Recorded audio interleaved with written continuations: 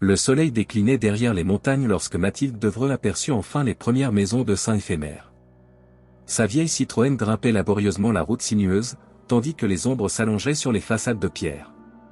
Ce village perché, invisible sur la plupart des cartes touristiques, était l'objet de sa recherche doctorale sur les légendes rurales françaises. Les toits d'ardoise luisaient dans la lumière dorée du soir. Une place centrale, une fontaine ancienne, une église romane dont le clocher s'élançait vers le ciel comme un doigt pointé vers les nuages. Tout semblait parfaitement ordinaire, et pourtant, Mathilde ressentit immédiatement cette étrange sensation qu'elle avait appris à reconnaître au fil de ses recherches, celle d'un lieu qui garde jalousement ses secrets. Elle gara sa voiture près de l'auberge, le repos du pèlerin, et en descendit, inspirant profondément l'air frais de la montagne. Une silhouette voûtée émergea de l'ombre du porche. « Mademoiselle Devreux, je présume ?» La voix était rauque mais chaleureuse. « Marcel Fournier. Nous avons échangé des courriels.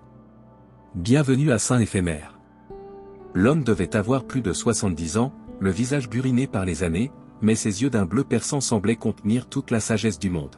« Merci de m'accueillir, monsieur Fournier.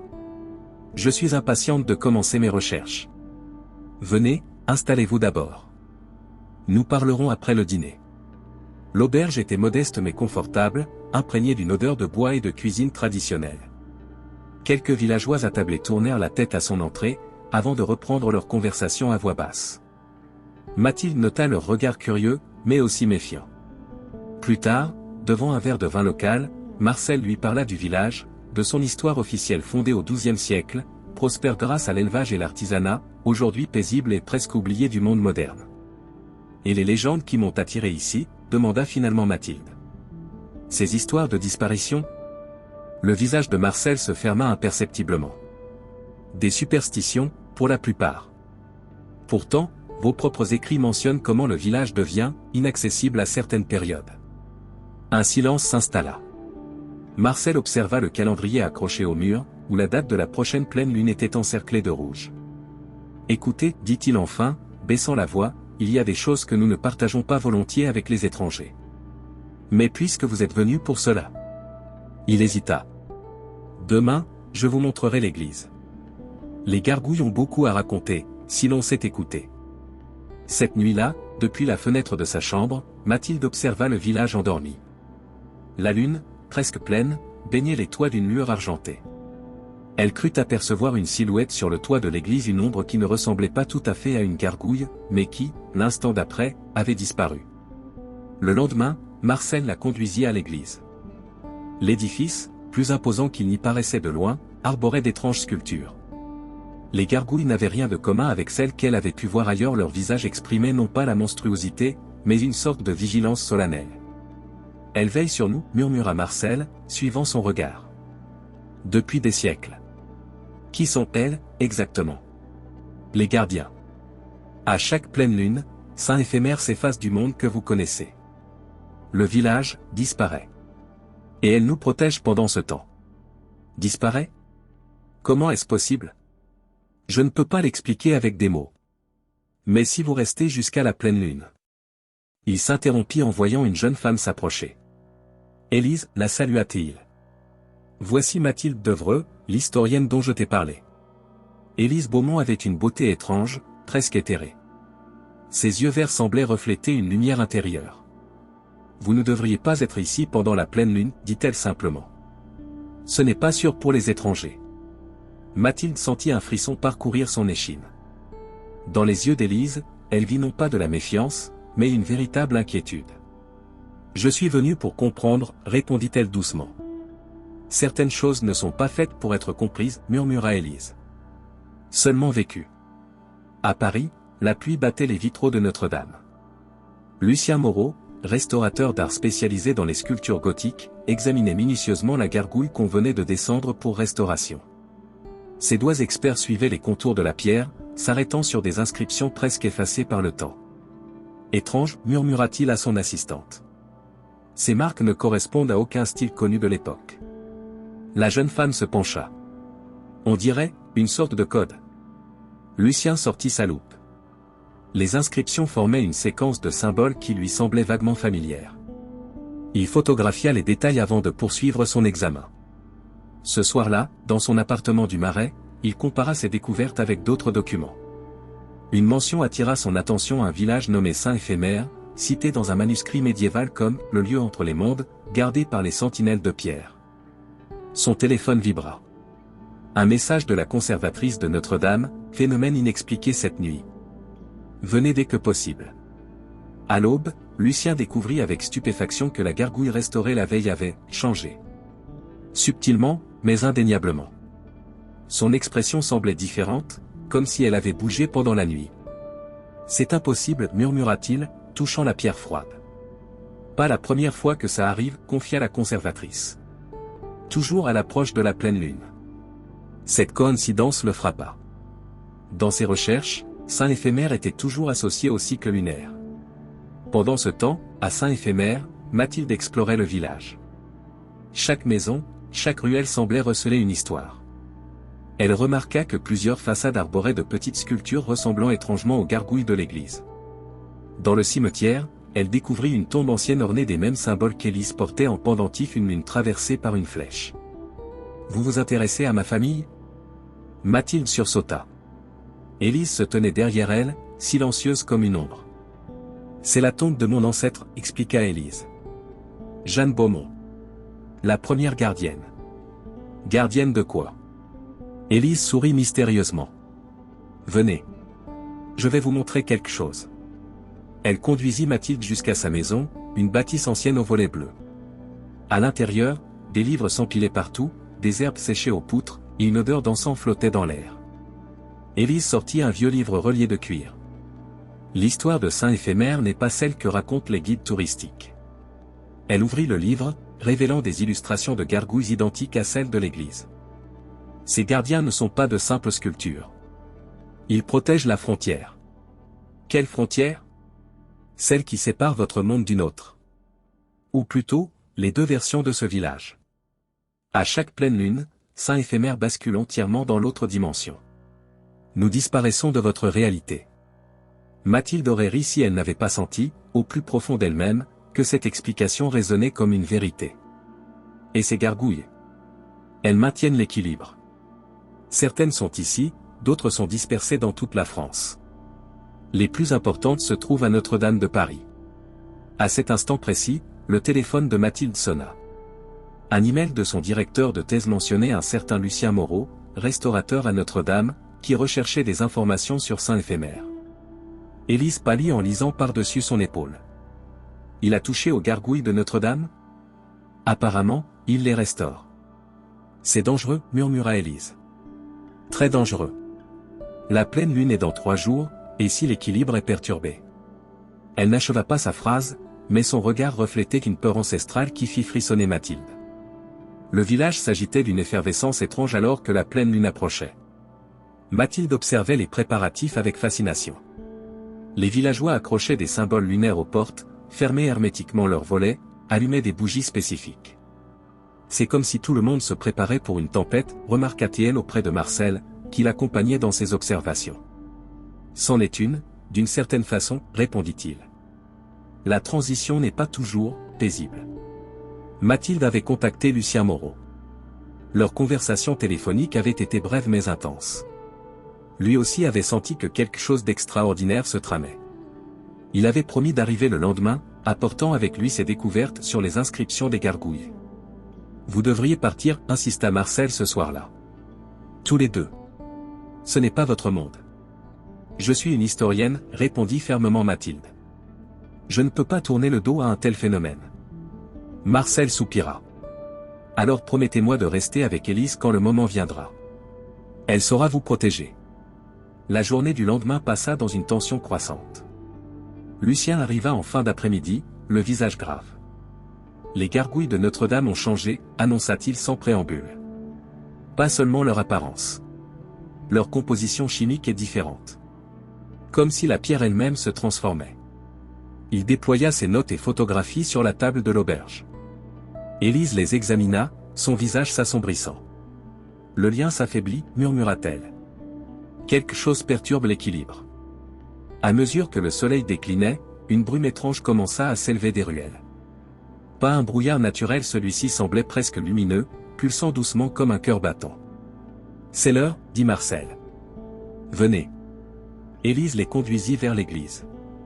À l'intérieur, plusieurs villageois étaient déjà rassemblés, formant un cercle autour de l'autel. Des bougies projetaient des ombres dansantes sur les murs. Restez au centre du cercle, ordonna Élise. Quoi qu'il arrive, ne le quittez pas. La lune se leva, sa lumière filtrant à travers les vitraux. Mathilde sentit d'abord un bourdonnement dans ses oreilles, puis une sensation vertigineuse, comme si le sol ondulait sous ses pieds. Regardez, chuchota Lucien, pointant vers les murs. Les pierres devenaient translucides. À travers elles, on apercevait un autre paysage. Comme si l'église existait simultanément dans deux endroits différents. Puis vint le moment le plus extraordinaire. Les gargouilles à l'extérieur, Mathilde pouvait les voir à travers les murs devenus transparents, semblèrent s'étirer, se tordre. Leurs ailes de pierre se déployèrent lentement. Elles s'éveillent, murmura Élise. Les gardiens prennent leur forme véritable. Un craquement assourdissant retentit. Une fissure apparut au centre de l'église, s'élargissant rapidement. Ce n'est pas normal, cria Marcel par-dessus le tumulte. Quelque chose perturbe la transition. Élise saisit la main de Mathilde.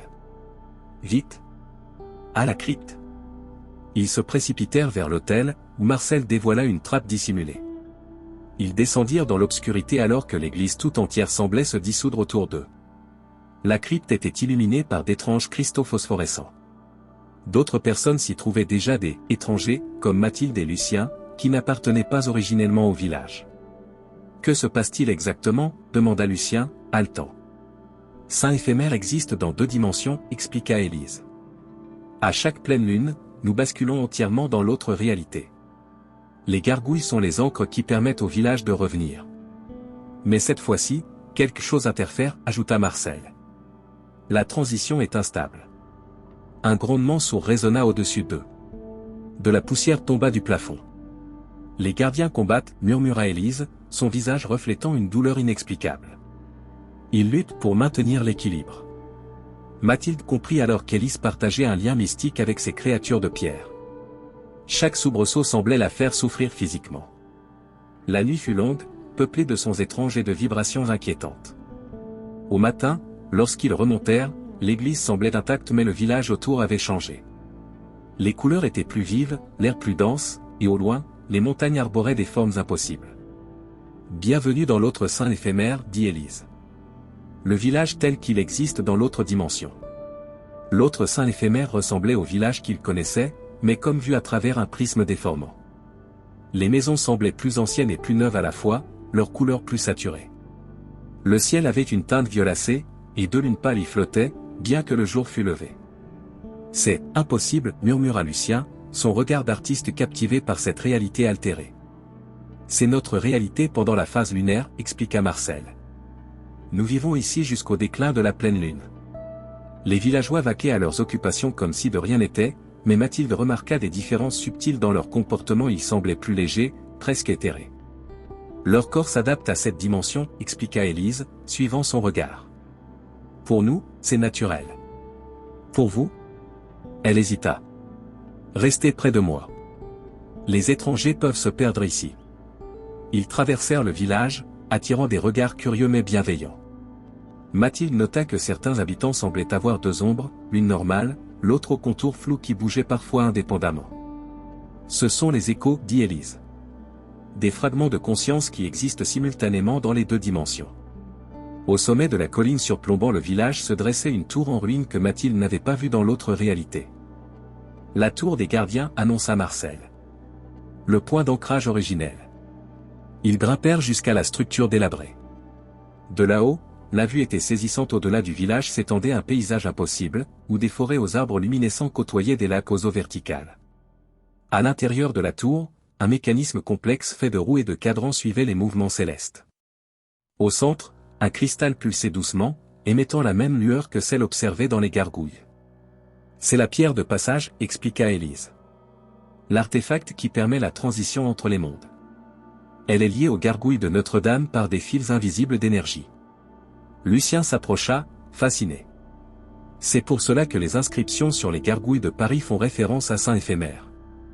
Elles sont connectées. Exactement, confirma Marcel. Notre-Dame est l'autre point d'ancrage. Si l'un des deux est perturbé. Un tremblement soudain interrompit sa phrase. Le cristal vacilla, sa lumière faiblissant momentanément. Quelque chose ne va pas, murmura Élise, son visage reflétant une douleur soudaine. Les gardiens sont inquiets. Dehors, les gargouilles de l'église avaient complètement changé d'apparence. Dans cette dimension, elles ressemblaient davantage à des créatures vivantes figées dans la pierre, des êtres zélés aux traits nobles et sévères. Ce sont les veilleurs, dit Marcel avec révérence. Leur vraie forme. Pourquoi ont-ils accepté de protéger le village, demanda Mathilde. Élise et Marcel échangèrent un regard. C'est une longue histoire, répondit finalement Élise. Un pacte conclu il y a des siècles, après une catastrophe qui menaçait de détruire les deux mondes. Ce soir-là, dans la maison d'Élise qui semblait plus vaste dans cette dimension, ils partagèrent un repas étrange, des fruits aux saveurs inconnues, une viande qui semblait changer de goût à chaque bouchée. À Paris, dit soudain Lucien, des phénomènes inexpliqués ont commencé à se produire autour de Notre-Dame. Des lumières étranges, des fluctuations de température inexplicables. Le lien s'affaiblit, confirma Élise. Quelqu'un ou quelque chose perturbe l'équilibre. Cette nuit-là, Mathilde rêva de gargouilles volant au-dessus de Paris, leurs ailes de pierre fendant le ciel nocturne. Dans son rêve, elle convergeait vers Notre-Dame, comme rappelée par une force ancienne. Elle se réveilla en sursaut. Par la fenêtre, elle vit une silhouette observer la maison, un homme qu'elle n'avait jamais vu auparavant, au costume élégant qui détonnait dans ce village rural. Lorsqu'il tourna la tête vers elle, ses yeux semblèrent luire dans l'obscurité. L'instant d'après, il avait disparu. Le troisième jour dans l'autre sein éphémère, Marcel conduisit Mathilde et Lucien vers une grotte dissimulée dans la montagne. L'entrée, à peine visible entre les rochers, était marquée de symboles semblables à ceux des gargouilles. C'est ici que tout a commencé, expliqua le vieil homme, allumant une lanterne à l'huile qui projeta des ombres dansantes sur les parois. La grotte s'élargissait progressivement, révélant une vaste caverne dont les murs étaient couverts de fresques anciennes. Elle racontait une histoire en images, un village ravagé par une catastrophe, des êtres zélés descendant du ciel, un pacte scellé dans la lumière. Il y a 7 siècles, commença Marcel, sa voix résonnant dans l'espace caverneux, une faille s'est ouverte entre les dimensions, menaçant de détruire les deux mondes. Les veilleurs, ces êtres que vous connaissez sous forme de gargouilles, sont intervenus. Lucien s'approcha des fresques, fasciné par leur style unique, à mi-chemin entre l'art roman et quelque chose de totalement étranger. Ils ont proposé un arrangement, poursuivit Marcel. Saint éphémère servirait de point d'équilibre entre les mondes, basculant d'une dimension à l'autre selon les cycles lunaires. En échange, les veilleurs protégeraient le village et ses habitants. Mais pourquoi notre village, demanda Mathilde. Saint éphémère est situé sur un nexus dimensionnel, intervint Élise, qui les avait rejoints silencieusement. Un point où les barrières entre les réalités sont naturellement plus minces. Elle s'avança vers le fond de la caverne, où un autel de pierre abritait un petit coffret. Le pacte a été scellé avec ceci. Elle ouvrit le coffret, révélant un fragment de cristal semblable à celui de la tour des gardiens, mais plus petit. Un éclat de la pierre de passage, confié à ma famille pour le préserver. Votre famille, interrogea Lucien. Les Beaumont sont les gardiens humains du pacte, expliqua Marcel. Ils partagent un lien spécial avec les veilleurs. Élise peut ressentir leur présence, communiquer avec eux d'une certaine façon. Élise hocha la tête, son visage grave. Et je sens que quelque chose ne va pas. Le lien s'affaiblit, comme si... Elle hésita. Comme si une partie du pacte avait été brisée. Les gargouilles de Notre-Dame, murmura Lucien. L'une d'elles a été déplacée récemment pour restauration. Mais... Il fronça les sourcils. Ce n'était pas prévu dans le programme initial. Quelqu'un a insisté spécifiquement pour cette gargouille. Un silence pesant s'installa. Qui, demanda finalement Marcel. Un mécène. Un certain Victor Lemercier. Élise pâlit visiblement à ce nom. Lemercier ? Vous êtes sûr ? Lucien acquiesça. Il finance plusieurs projets de restauration à Paris. Pourquoi ? Ce nom signifie quelque chose. Les Lemercier, murmura Marcel, échangeant un regard lourd de sens avec Élise. Ils ont quitté le village il y a des générations, après avoir tenté de briser le pacte. Ils croyaient pouvoir exploiter l'énergie du passage entre les dimensions, expliqua Élise. Ils ont failli détruire Saint éphémère. Un grondement sourd résonna soudain, faisant trembler la caverne. De la poussière tomba du plafond. Nous devons retourner au village, dit Élise avec urgence. Quelque chose arrive. Ils se précipitèrent à l'extérieur. Le ciel s'était assombri, les deux lunes pâles maintenant voilées par des nuages menaçants. Au village, les habitants s'agitaient, rassemblant des provisions, fermant portes et volets. Que se passe-t-il ? Demanda Mathilde à une femme qui passait en hâte. La transition est avancée, répondit-elle sans s'arrêter. Nous retournons dans l'autre monde plus tôt que prévu. Élise saisit le bras de Mathilde. C'est impossible. Le cycle lunaire est immuable. À moins que quelqu'un ne force le passage, suggéra sombrement Marcel. Ils se dirigèrent vers l'église. Les gargouilles s'agitaient visiblement maintenant, leurs ailes de pierre frémissant comme sous l'effet d'une brise invisible. Il faut prévenir Paris, dit Lucien. Si le mercier manipule la gargouille de Notre-Dame. Il est déjà trop tard, murmura Élise, son regard fixé sur l'horizon où une silhouette élégante s'avançait vers le village. Il est ici. Victor le mercier avançait d'un pas assuré vers la place du village, comme s'il était parfaitement à l'aise dans cette réalité altérée. Grand, élégant, dans un costume impeccable qui contrastait avec l'environnement rural, il dégageait une autorité naturelle. Ses yeux gris acier balayèrent la place avant de se fixer sur leur petit groupe. Mademoiselle Beaumont, salua-t-il avec un sourire qui n'atteignait pas ses yeux. Après toutes ces années, la dernière gardienne du pacte. Et vous devez être Marcel Fournier, l'archiviste. Son regard se posa ensuite sur Mathilde et Lucien. Quant à vous deux, des complications imprévues. Comment êtes-vous arrivés ici ? Demanda Élise, la voix tendue. Les étrangers ne peuvent pas traverser volontairement. Disons que j'ai trouvé une porte dérobée, répondit-il avec désinvolture. Les secrets de ma famille n'ont pas tous été perdus. Il sortit de sa poche un petit objet brillant, un fragment de cristal semblable à celui d'Élise, mais d'une teinte plus sombre. Reconnaissez-vous ceci ? Un morceau de la pierre de passage, conservé par les Lemercier depuis des générations. Moins puissant que le vôtre, certes, mais suffisant pour mes projets. Que voulez-vous ? Intervint Marcel, se plaçant instinctivement devant Élise. Ce qui revient de droit à ma famille. Le contrôle du passage. Il balaya l'air d'un geste élégant. Imaginez les possibilités. Deux mondes à exploiter, des ressources illimitées, des énergies inconnues à maîtriser. Le passage n'est pas fait pour être contrôlé, rétorqua Élise. Il existe pour maintenir l'équilibre. L'équilibre, répéta le mercier avec dédain. Un concept inventé pour maintenir votre famille au pouvoir. Les Beaumont ont toujours prétendu être les seuls capables de communiquer avec les veilleurs. Autour d'eux, les villageois s'étaient rassemblés, observant l'échange avec inquiétude. Mathilde nota que leurs ombres semblaient s'étirer vers le mercier, comme attirées par lui. J'ai des projets pour Saint-Éphémère, poursuivit-il, s'adressant maintenant à la foule. Une station touristique de luxe, des infrastructures modernes, la prospérité pour tous. Pourquoi vivre dans l'ombre quand vous pourriez profiter des avantages du monde moderne ? Certains villageois échangèrent des regards intéressés. Mathilde comprit la stratégie de Lemercier diviser pour mieux régner. Et comment comptez-vous réaliser cela ? Demanda Lucien, si le village disparaît à chaque pleine lune ? C'est là que vous intervenez, monsieur Moreau. Vos travaux sur les gargouilles de Notre-Dame m'ont été très utiles. Grâce à vous, j'ai pu identifier la gargouille principale, celle qui maintient le lien le plus fort avec Saint-Éphémère. Lucien pâlit. Vous m'avez manipulé. Disons que j'ai orienté vos recherches. Et maintenant, cette gargouille est déplacée, son pouvoir affaibli. Le cycle lunaire est perturbé, comme vous pouvez le constater. Un nouveau tremblement secoua le sol. Au loin, les contours du paysage semblaient fluctuer, comme une image mal réglée. Vous ne comprenez pas ce que vous faites, s'écria Élise. Perturber l'équilibre ne créera pas un passage stable, cela détruira les deux mondes. Dramatique, comme tous les Beaumont, sourit le mercier. J'ai étudié ce phénomène toute ma vie. La transition peut être contrôlée avec la bonne technologie. Il sortit de sa veste un appareil ressemblant à une tablette moderne, mais orné de cristaux semblables à la pierre de passage. Un amplificateur dimensionnel. Il capte l'énergie des gargouilles et la rediriger selon mes paramètres. Marcel s'avança, son visage ridé empreint d'une colère contenue. Les Lemercier ont déjà essayé il y a un siècle.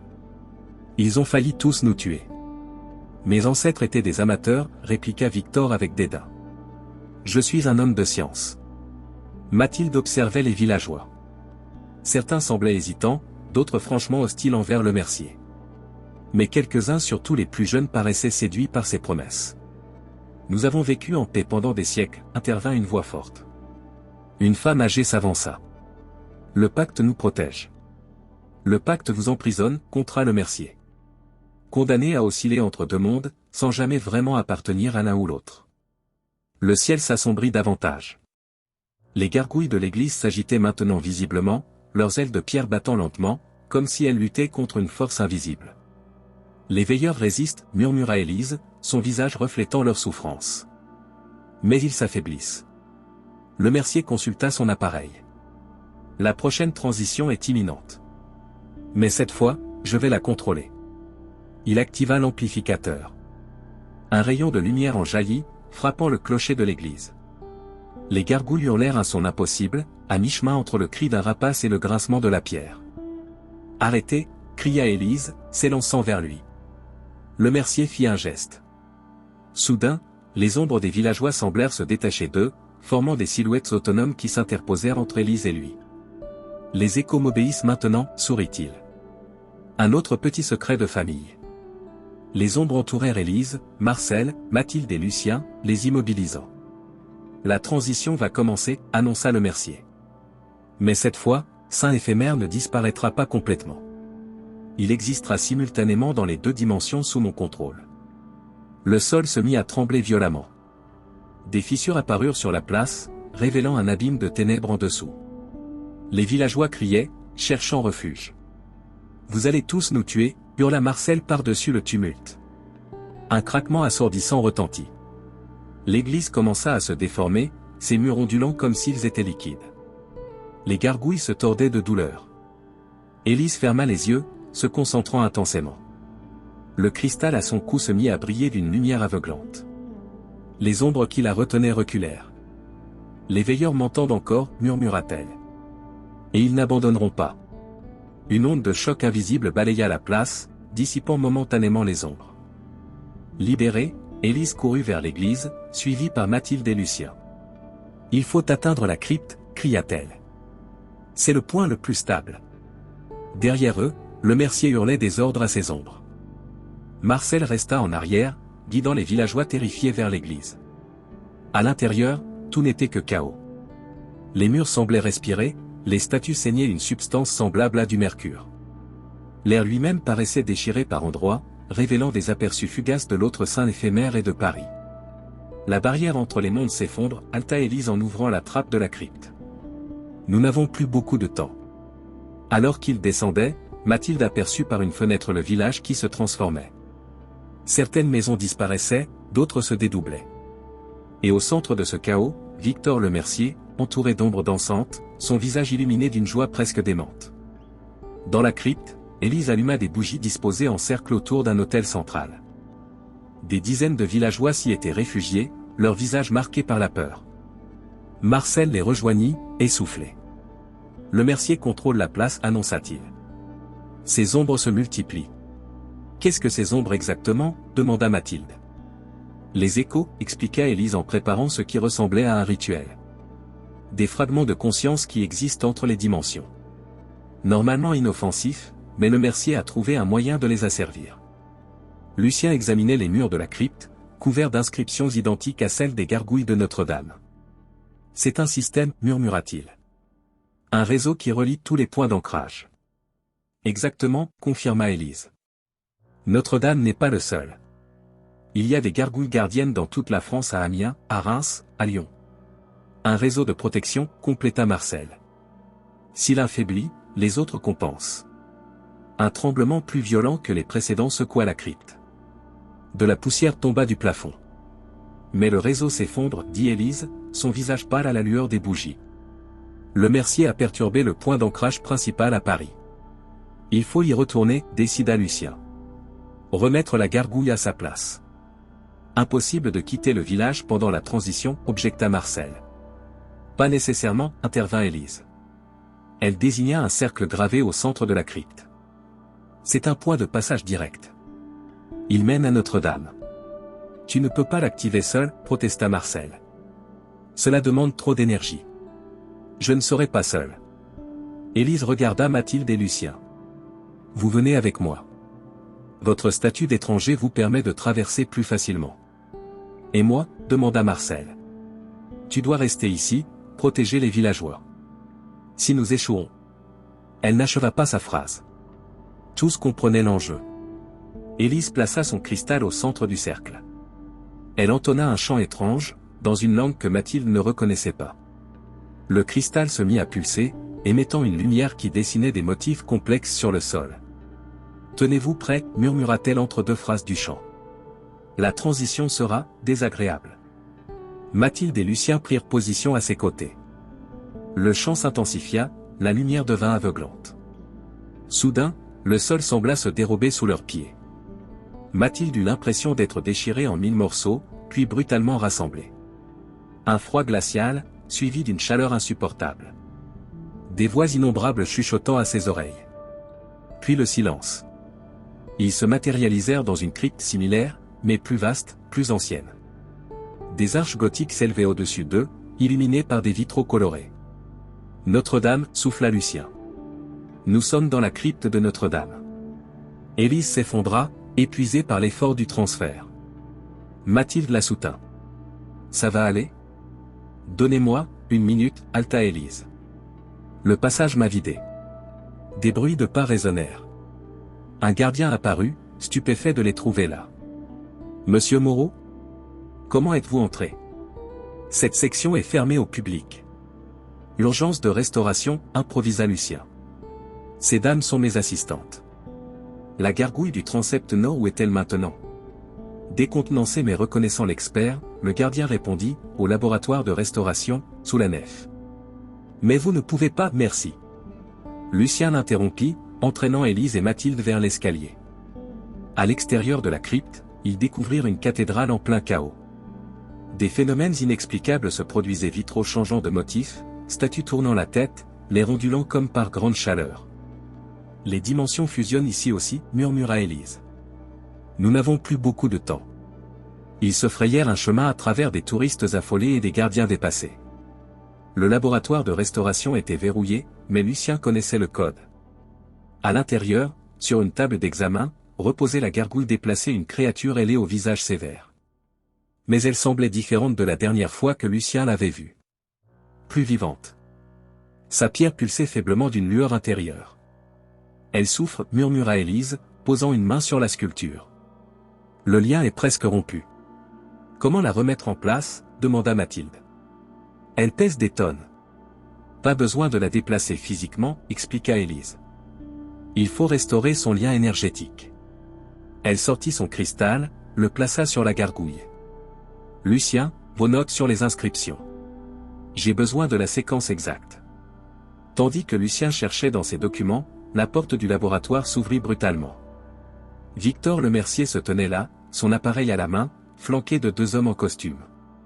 Impressionnant, sourit-il. Vous avez trouvé un passage direct. Mais vous arrivez trop tard. Comment êtes-vous arrivé si vite ? Demanda Mathilde, stupéfaite. Je contrôle partiellement les transitions maintenant. Je peux voyager entre les points d'ancrage. Il s'avança vers la gargouille. Un magnifique spécimen. Le gardien principal du réseau. Une fois reprogrammé selon mes paramètres. Vous ne comprenez pas, l'interrompit Élise. On ne reprogramme pas les veilleurs. Ils sont conscients, anciens. Ce que vous faites les fait souffrir. Des sacrifices nécessaires pour le progrès, répliqua Lemercier avec un haussement d'épaule. Imaginez contrôler le passage entre les dimensions. Les applications sont infinies. Dehors, le ciel s'assombrit soudainement. Un grondement de tonnerre résonna, faisant vibrer les vitraux de la cathédrale. Qu'avez-vous fait à Saint-Éphémère ? Demanda Mathilde. J'ai simplement accéléré sa transition. Le village existe maintenant simultanément dans les 2 dimensions, un exploit scientifique remarquable. Et les habitants, insista TL. Une ombre passa sur le visage de Lemercier. Des dommages collatéraux. Certains n'ont pas bien réagi à la double existence. Élise pâlit. Vous les avez condamnés. J'ai ouvert la voie vers une nouvelle ère, s'emporta Lemercier. Pourquoi personne ne le comprend-il ? À cet instant, la gargouille sur la table frémit. Un craquement se fit entendre, puis un autre. Partout dans Notre-Dame, des sons similaires résonnaient. Qu'est-ce que c'est? Demanda l'un des hommes de Lemercier, soudain inquiet. Élise sourit faiblement. Les gardiens s'éveillent. Tous. À travers les fenêtres du laboratoire, ils virent les gargouilles de Notre-Dame bouger non plus subtilement, mais ouvertement. Leurs ailes de pierre se déployaient, leurs griffes s'étiraient. Dans toute la cathédrale, des cris de panique retentissaient. Impossible, murmura Lemercier. Les gardiens ne peuvent pas s'animer complètement dans cette dimension. Vous avez brisé toutes les règles, répondit Élise. Pourquoi s'arrêterait-il aux leurs? La gargouille sur la table se redressa lentement, ses yeux de pierre s'illuminant d'une lueur intérieure. Elle tourna son regard vers Lemercier, qui recula instinctivement. Élise posa une main sur le cristal, fermant les yeux. Ils sont en colère. Tellement en colère. La douleur de saint éphémère les a réveillés. Dehors, le chaos s'intensifiait. Des rapports arrivaient de toute la France à Amiens, à Reims, à Lyon, toutes les gargouilles s'animaient simultanément. Vous devez arrêter ça, cria Lemercier, son assurance enfin ébranlée. Je ne contrôle pas les veilleurs, répondit calmement Élise. Je communique avec eux. Et en ce moment, ils réclament justice. Le ciel au-dessus de Paris s'était transformé en un kaléidoscope impossible, des nuages spiralés aux teintes violacées, traversés d'éclairs qui semblaient figer le temps à chaque flash. Les gargouilles de Notre-Dame s'étaient complètement animées, leur corps de pierre désormais fluide comme de la chair. Elles volaient au-dessus de la cathédrale, créant un spectacle que les Parisiens n'oublieraient jamais s'ils survivaient pour s'en souvenir. Dans le laboratoire, la gargouille principale se tenait maintenant debout, majestueuse et terrifiante. Sa voix, lorsqu'elle s'adressa à eux, résonnait comme le frottement de la pierre contre la pierre. Le pacte est rompu, gronda-t-elle, fixant Lemercier de ses yeux luminescents. L'équilibre est détruit. Lemercier, acculé contre le mur, brandissait désespérément son appareil. Je peux le réparer. J'ai la technologie. Votre arrogance a causé ceci, répondit la créature. Comme celle de vos ancêtres avant vous. Élise s'avança, son cristal brillant intensément. Grand gardien, je parle au nom de saint éphémère. Nous pouvons encore sauver les deux mondes. La gargouille tourna son regard vers elle. Le village souffre. Beaucoup sont perdus entre les dimensions. Je sais, murmura Élise, des larmes coulant sur ses joues. Je les sens. Mais pas tous. Nous pouvons encore rétablir une forme d'équilibre. Mathilde et Lucien échangèrent un regard. Ils comprenaient maintenant pleinement le lien mystique entre Élise et les gardiens. Elle ressentait la souffrance de chaque villageois comme la sienne. Comment? Demanda la gargouille. Un nouveau pacte, proposa Élise. Plus adapté à notre époque. Elle se tourna vers Lemercier. Votre technologie. Elle peut servir à stabiliser le passage, n'est-ce pas? Pas à le contrôler, mais à le maintenir ouvert de façon sécurisée. Lemercier hésita, puis acquiesça lentement. Théoriquement, oui. L'amplificateur peut renforcer les points d'ancrage existants. Alors voilà ce que je propose, dit Élise, s'adressant à la fois à Lemercier et au gardien. Saint éphémère continuera à servir de point de passage, mais de façon moins totale. Une coexistence entre les dimensions, plutôt qu'une oscillation complète. Les villageois, demanda la gargouille. Ceux qui le souhaitent pourront vivre principalement dans une dimension ou l'autre. D'autres pourront continuer à naviguer entre les deux. Mathilde comprit la portée de cette proposition. Un village pont entre les mondes. Exactement, confirma Élise. Ni totalement présent, ni totalement absent. Un équilibre différent, mais un équilibre tout de même. La gargouille sembla réfléchir, immobile comme seule la pierre peut l'être. Puis elle tendit une griffe vers l'appareil de Lemercier. Votre technologie. Donnez-la. Après une hésitation, Lemercier s'exécuta. La créature examina l'appareil, puis le tendit à Élise. Les Beaumont ont toujours été fidèles au pacte. Si vous croyez que cela peut fonctionner. Élise prit l'amplificateur, y inséra son cristal. L'appareil se transforma, les composants électroniques fusionnant avec la pierre ancienne. Nous devons retourner à saint éphémère, dit-elle. C'est là que le nouveau pacte doit être scellé. La gargouille acquiesça. Je vous y conduirai. Elle s'approcha d'eux, déployant ses ailes de pierre. Touchez-moi. Tous. Mathilde et Lucien posèrent leurs mains sur la créature, suivis par Élise. Après une hésitation, Lemercier fit de même. Le monde se dissolut autour d'eux. Cette fois, la transition fut différente, non pas douloureuse, mais étrangement apaisante, comme portée par un courant d'air chaud. Ils réapparurent sur la place de Saint-Éphémère ou ce qu'il en restait. Le village était méconnaissable, à mi-chemin entre les deux réalités. Certains bâtiments étaient solides, d'autres translucides. Des villageois erraient, certains semblant perdus entre les dimensions, leur corps fluctuant entre substance et éther. Marcel les attendait, entouré des villageois qui avaient trouvé refuge dans la crypte. Son visage s'illumina en voyant Élise, puis s'assombrit en apercevant le mercier. « Le village est en train de mourir, dit-il simplement. »« Pas encore, répondit Élise. Elle s'avança au centre de la place, tenant l'appareil transformé. Rassemblez tout le monde.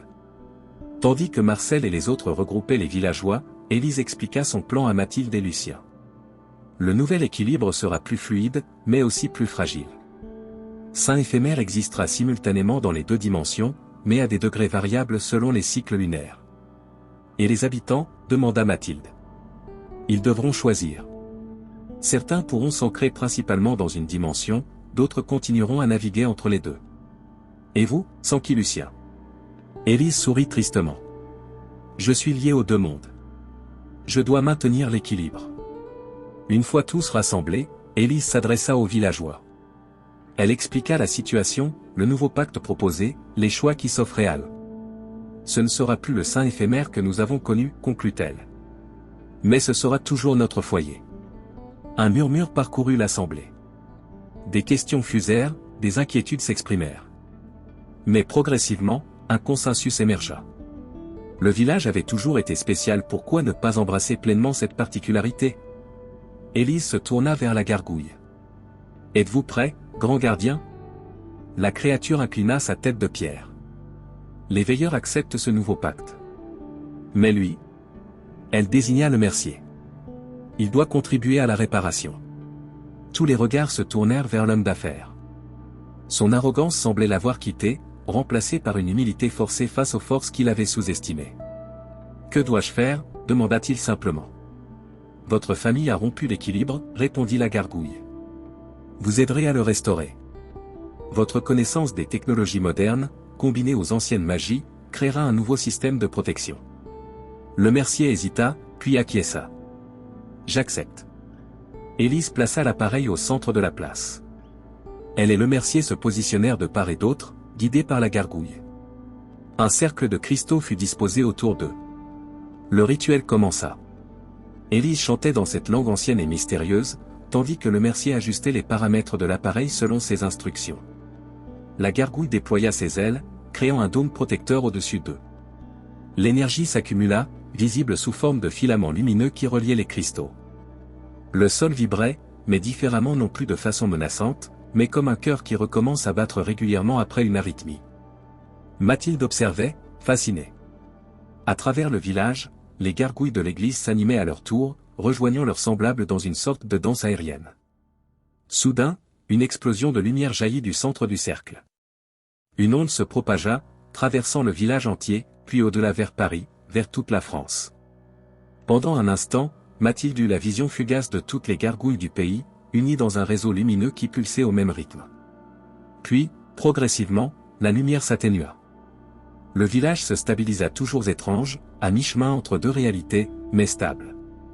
Élise s'effondra, épuisée. Mathilde se précipita pour la soutenir.